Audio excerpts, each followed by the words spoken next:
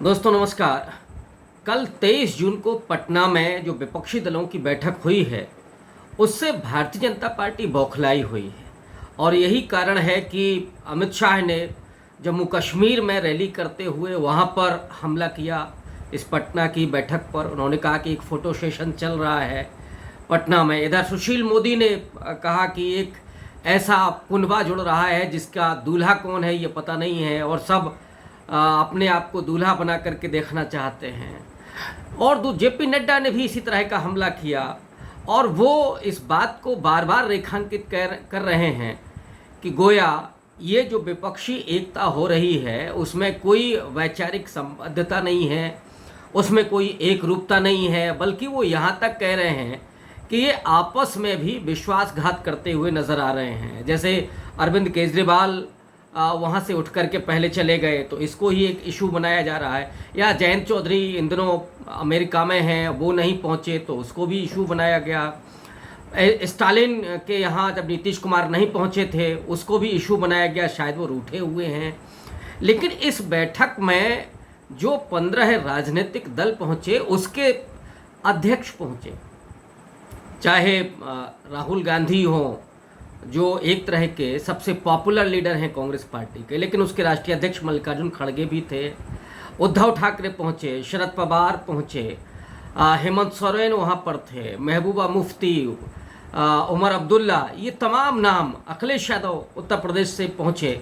और इसके अलावा अरविंद केजरीवाल तमिलनाडु से, स्टालिन, ममता बनर्जी बंगाल से, ये तमाम लोग एकजुट हुए।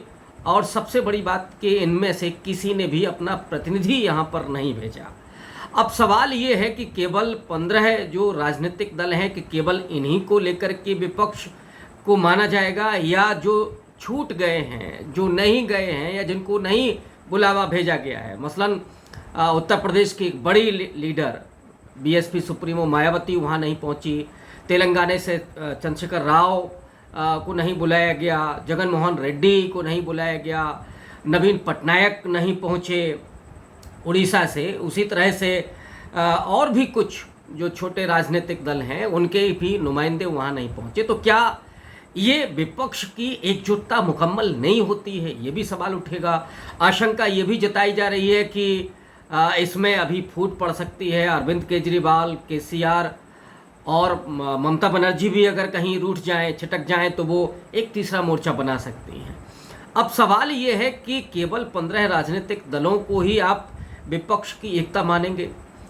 मुझे लगता है कि जो एक विपक्ष की एकजुटता एक ज़माने में हुई है 1977 में आपातकाल के बाद, इस तरह की विपक्षी एकजुटता की उम्मीद नहीं की जा सकती, क्योंकि वो एक अलग ही किस्म का माहौल था जिसमें लोकतंत्र को कटघरे में खड़ा कर दिया गया था। तमाम राजनीतिक दलों के लोगों को, पत्रकारों को, एक्टिविस्ट को जेल भेज दिया गया था। और उसके बाद जनसंघ, स्वतंत्र पार्टी, सोशलिस्ट पार्टी और भी कई राजनीतिक दल, कांग्रेस का जो संगठन दल था वो भी सब मिलकर के जनता पार्टी के तले एकजुट हुए थे और एक चुनाव निशान पर वो इंदिरा गांधी के सामने चुनाव लड़े और उसके बाद उन्होंने कांग्रेस पार्टी को हराया। क्या इस तरह की विपक्ष की हम उम्मीद करें? मुझे लगता है कि नहीं। लेकिन बीजेपी को परेशानी क्यों है इसको लेकर के? बीजेपी बौखलाई क्यों है? क्योंकि एक तो इससे एक नैरेटिव बन रहा है, वो नैरेटिव है विपक्षी एकता का, और ये नैरेटिव पिछले 8-9 साल में नहीं बन सका। और यही वजह है कि नरेंद्र मोदी 2014 में जहां 287 सीटें जीत करके आते हैं, वो 2019 में 303 सीटों पर जीत हासिल करते हैं। और फिर जो उनका व्यवहार होता है वो हम सब जानते हैं। लेकिन खुद ऑर्गेनाइज़र जो आरएसएस का मुखपत्र है वो ये कहता है कि अब नरेंद्र मोदी की छवि के सहारे और हिंदुत्व के जरिए चुनाव नहीं जीते जा सकते। सच बात यह है कि नरेंद्र मोदी ने खुद ही भारतीय जनता पार्टी को अंदर से खोखला कर दिया है। उनके किसी भी राज्य में कोई ऐसा छत्रप नहीं है जो मजबूती के साथ खड़ा हो सके। एक वसुंधरा राजे राजस्थान में मानी जाती हैं, लेकिन उनको भी किनारे कर दिया गया। शिवराज सिंह चौहान मध्य प्रदेश में है, लेकिन वो कितने दिन के हैं ये भी हम लोग जानते हैं। दूसरी तरफ आप गुजरात चले जाइए, या हरियाणा चले जाइए, या उत्तराखंड चले आइए, यहाँ पर कौन लीडर ऐसा है भारतीय जनता पार्टी का जो कहीं मुकाबला कर सके या कोई बहुत मजबूती के साथ पूरे प्रदेश का नेतृत्व करने की ताकत रखता हो, वो चीज़ नहीं है। तो एक तरह से भारतीय जनता पार्टी ने खुद अपने को, और मोदी माने बीजेपी जब से ये बनाया गया है तब से बीजेपी अंदर से ही बेहद कमज़ोर हो गई है। उसमें जो भी लीडर बचे हुए हैं, राजनाथ सिंह हैं, नितिन गडकरी हैं, या लेक ले दे करके बड़े मजबूत नेता के रूप में आप योगी आदित्यनाथ को कह सकते हैं, या असम में हेमंत बिस्वा शर्मा, उनको आप एक लीडर के तौर पर देख सकते हैं। हेमंत बिस्वा शर्मा खुद कांग्रेस पार्टी से निकल करके आए हैं। योगी आदित्यनाथ वो हिंदू महासभा से निकल के आए हैं। वो बीजेपी के या आरएसएस के पुराने कार्यकर्ता या पुराने लीडर नहीं रहे हैं। तो बीजेपी के जो अपने लीडरान थे वो तो अब एक तरह से बेहद कमज़ोर बना दिए गए। दूसरी तरफ जो विपक्ष है उसको अगर आप देखें थोड़ा सा आंकड़ों के जरिए और क्षेत्रवार देखें तो आप चीज़ें बहुत स्पष्ट होंगी। ये पहली बात तो ये है कि दक्षिण भारत का किला पूरी तरीके से विपक्ष ने फतह कर लिया है। वो दरवाज़ा बंद हो चुका है, शटर डाउन हो चुका है बीजेपी का, जब से वो कर्नाटक आ रहे हैं। कर्नाटक में कांग्रेस बहुत मजबूत है। अब जेडीएस और बीजेपी मिलकर के कुछ खेल कर सकती है, इसकी संभावना नगण्य मानी जा रही है। हाँ, ये ज़रूर है कि वहाँ पर जो कास्ट कॉम्बिनेशन है वो थोड़ा सा फ़ायदा पहुँचा सकता है। आंध्र प्रदेश में जगन मोहन रेड्डी के सामने कांग्रेस पार्टी है। उसी तरह से तेलंगाना में आपके केसीआर के सामने कांग्रेस पार्टी मजबूती के साथ खड़ी हुई है। केरल में उधर आप जाइएगा तो केरल में यूडीएफ और एलडीएफ आमने सामने हैं, वहाँ कहीं बीजेपी नहीं है। और लोकसभा चुनाव में दोनों ही गठबंधन साथ में खड़े हो रहे हैं। तो इस तरह से आप देखिएगा दक्षिण भारत तो बीजेपी के लिए लगभग क्लोज है उसका डोर।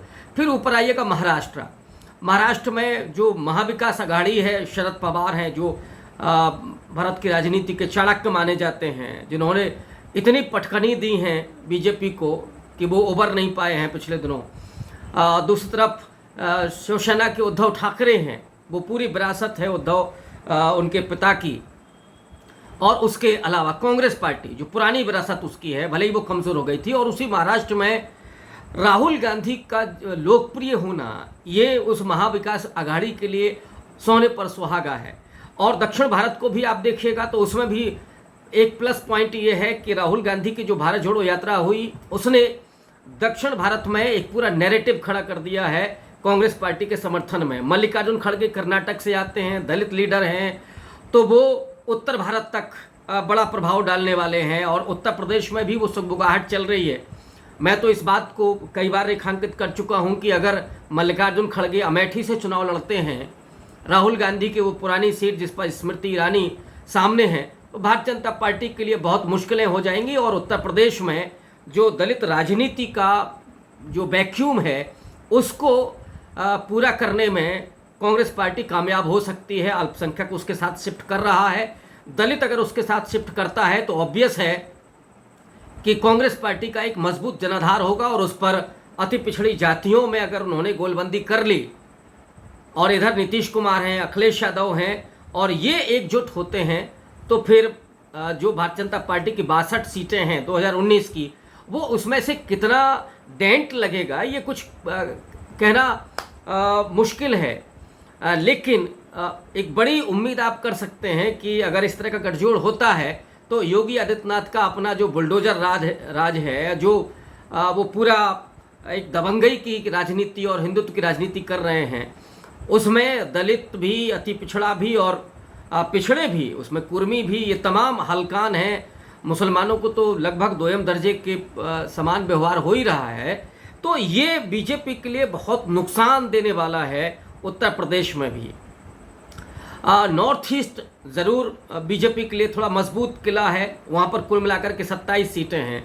आपकी असम में 14 सीटें हैं, नो डाउट कि वहाँ हेमंत बिस्वा शर्मा है, अच्छा कर रहे हैं। इसके अलावा 13 और सीटें आती हैं, अरुणाचल, मणिपुर और जो नागालैंड है, त्रिपुरा है, इन राज्यों में। मणिपुर के हालात हम लोग देख रहे हैं, 50 दिनों से वो चल रहा है। और जिस तरह की विभाजन की पॉलिटिक्स भारतीय जनता पार्टी ने वहाँ पे की है, ऑब्वियस है कि उन आदिवासी समुदायों में भी एक आक्रोश है बीजेपी के प्रति। तो वो भी इस बार कितना बीजेपी को फ़ायदा पहुंचाएगा या नुकसान पहुंचाएगा, ये तो आने वाला वक्त बताएगा, लेकिन माहौल बीजेपी के लिए ठीक नहीं है। पश्चिमी जो भारत है वो उसमें गुजरात खास करके वो मजबूत है, लेकिन राजस्थान है तो राजस्थान में वसुंधरा राजे अगर उनके साथ रिवॉल्ट करती हैं और वो साथ नहीं जाती हैं तो वैसे ही वहाँ अंदरूनी इतनी टूटन है कि उसे नरेंद्र मोदी जाकर के जोड़ पाएंगे, ये कहना बहुत मुश्किल है। और राजेश पायलट कांग्रेस पार्टी के मजबूत लीडर हैं, अति पिछड़ा जमात से आते हैं। दूसरी तरफ सचिन पायलट के साथ जो उनके थोड़े बिगड़े हुए संबंध हैं वो भी धीरे धीरे दुरुस्त हो रहे हैं। और कांग्रेस पार्टी का जो केंद्रीय नेतृत्व है, जिस तरह से अब कांग्रेस के जो छत्रपों के बीच की जो दरारें हैं उसको भरने में वो बेहद आसानी से और बहुत अच्छे से उसको भर पाने में कामयाब हो रहे हैं। दूसरी तरफ आप आइएगा उत्तर भारत की तरफ, जब आप जाएंगे तो उत्तर भारत में ये माना जाता है कि हिंदी पट्टी है, ये हिंदू हार्टलैंड है, मंदिर का इशू यहाँ पे रहा है, लेकिन ये वो ज़मीन भी है जहाँ कांशीराम साहब का मूवमेंट रहा है, जहाँ से बीपी सिंह के जरिए वो मंडल पॉलिटिक्स पूरी निकल करके आई है। लालू प्रसाद यादव हैं, नीतीश कुमार हैं, उधर झारखंड में हेमंत सोरेन हैं, जो पूरी आदिवासियों की आइडेंटिटी की पॉलिटिक्स है वो वहाँ पर दिखाई दे रही है। तो इन राज्यों में भी अगर आप देखेंगे, बिहार में 40 सीटें हैं और उनमें आरजेडी, जेडी और कांग्रेस एक मजबूत गठजोड़ जो निश्चित रूप से बीजेपी को पराजित करने में कामयाब होने की स्थिति में दिखाई पड़ता है। महाराष्ट्र में आप आएंगे 48 सीटें हैं, महाविकास अघाड़ी बहुत मजबूती के साथ दिखाई पड़ रही है।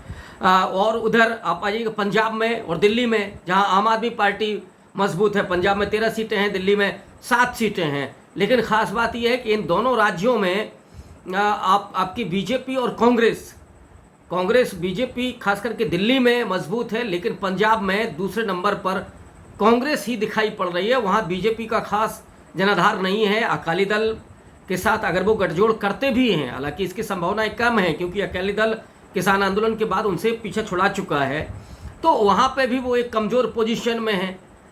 रही बात केवल उत्तर प्रदेश की, उत्तर प्रदेश में अगर विपक्ष एकजुट होता है, बीएसपी की अपनी वोट बैंक है, विधानसभा में बहुत कमज़ोर प्रदर्शन के बावजूद उनके पास 13% वोट था। सबसे बड़ी विपक्षी दल के रूप में समाजवादी पार्टी है जिसने गेन किया है पिछले चुनाव में, 3 से 4% उनका वोट बढ़ा है। इधर आ जाएगा आरएलडी जो पश्चिमी उत्तर प्रदेश में है, वो एक मजबूत और लड़ाका जनाधार के साथ है पश्चिमी उत्तर प्रदेश में। और अगर वो वहाँ पे कांग्रेस पार्टी के साथ जाते हैं तो ऑब्वियस है कि जो दलित है और अति पिछड़ी जातियां हैं वो एक भरोसे के साथ और अल्पसंख्यक उनके साथ जुड़ सकता है। दूसरी तरफ जो पूर्वांचल का हिस्सा है, ओम प्रकाश राजभर अभी इस बात को कह रहे हैं कि अगर मायावती और कांग्रेस साथ आ जाए तो वो आ जाएंगे। मुझे लगता है कि देर सवेर वो इसी विपक्ष के साथ जाते हुए दिखाई पड़ेंगे, क्योंकि निषाद पार्टी जरूर बीजेपी के साथ है, लेकिन ओम प्रकाश राजभर को उस तरह से भाव न तो इस समय बीजेपी दे रही है और न ही अखिलेश यादव दे रहे हैं। बीजेपी उनको प्रलोभन दे सकती है, लेकिन ओम प्रकाश राजभर इस बात को भी समझते हैं कि अगर विपक्ष मजबूत होता है तो फिर उसके साथ जाना बेहतर होगा, अदरवाइज राजनीति उनकी डामाडोल हो सकती है।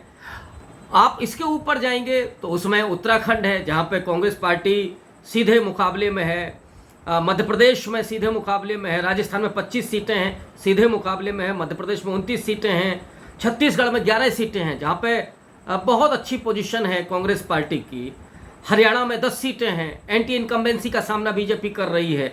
और इसी तरह से आपका उत्तराखंड में वहाँ पे भी एंटी इनकम्बेंसी का सामना कर रही पार्टी, हिमाचल प्रदेश में कांग्रेस पार्टी है और उसने पुरानी पेंशन को लेकर के और साथ ही साथ न्याय योजना और जो भी वादे किए थे उन सबको उसने लागू करके कांग्रेस पार्टी के प्रति लोगों के विश्वास को बढ़ा दिया है।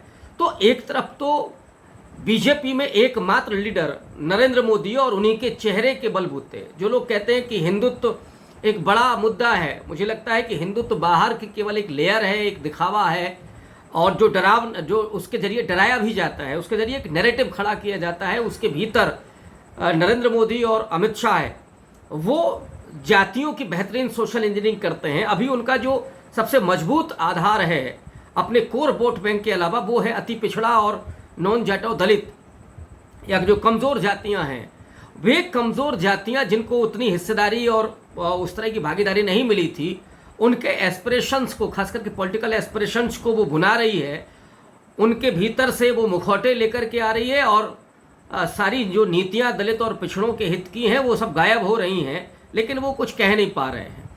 इस बात को क्या वो अति पिछड़ा और जो दलित समाज है वो नहीं समझ रहा है? मुझे लगता है कि वो समझ रहा है, बस एक विकल्प भर की तलाश है। और इस विकल्प के रूप में ये जो मजबूत गठजोड़ बन रहा है, जिसमें एक से एक बड़े छत्रप, जिनका एक्सपीरियंस अगर आप देखिएगा, नीतीश कुमार 18 साल से मुख्यमंत्री हैं, लालू प्रसाद यादव बहुत पुराने लीडर हैं, स्टालिन मजबूत लीडर हैं दक्षिण भारत के, और उसी तरह से ममता बनर्जी 3 बार से लगातार मुख्यमंत्री, उद्धव ठाकरे जो जिनकी मराठा अस्मिता की राजनीति है, शरद पवार बहुत पुराना करियर, लगभग 50 साल का करियर, मल्लिकार्जुन खड़गे लगभग 50 साल का राजनीतिक करियर, जिसमें वो किसानों के लीडर के तौर पर, दलित वंचित तबके के लीडर के तौर पर, और मल्लिकार्जुन खड़गे तो जो बौद्ध उनके प्रति जो भावना है, वो बौद्ध महाविहार भी उन्होंने अपना बनाया हुआ है कर्नाटक में। तो जो बुद्धिस्ट भारत के हैं और जो बाबा साहब अम्बेडकर को मानने वाले लोग हैं, वो भी मल्लिकार्जुन खड़गे के प्रति बहुत हमदर्दी के साथ देख रहे हैं। तो ये जो स्थितियां हैं, उससे भारतीय जनता पार्टी बहुत बौखलाई हुई, बहुत डरी हुई है, क्योंकि तकरीबन 400 सीटें ऐसी हैं जहां ये गठजोड़ भारी पड़ रहा है, 21 पड़ रहा है। तो ऐसे में अगर उत्तर प्रदेश भी ढह जाता है भारतीय जनता पार्टी का, तो ऑब्वियस है कि उसे अपनी इज्जत बचाना भी मुश्किल पड़ जाएगा। हो सकता है कि वो जो सैकड़ा है उस सैकड़े के ऊपर ही पहुंच पाए, वो 200 को नहीं पार कर सके, वो 200 और 100 के बीच में ही अटक करके कहीं रह जाए, और फिर ऐसे में भारतीय जनता पार्टी की सरकार बनना नामुमकिन है। इसीलिए वो कभी दूल्हे की बात करेंगे कि दूल्हा कौन होगा। लालू प्रसाद यादव ने तो राहुल गांधी की तरफ इशारा करके कहा कि अरे भाई आप दूल्हा बनिए, शादी करिए, हम सब लोग बाराती होंगे। लालू प्रसाद यादव बहुत मजे हुए लीडर हैं, बहुत पुराने लीडर हैं, उनका इशारा राजनीतिक हलकों में वो चर्चा का विषय बना हुआ है कि क्या वो राहुल गांधी होंगे।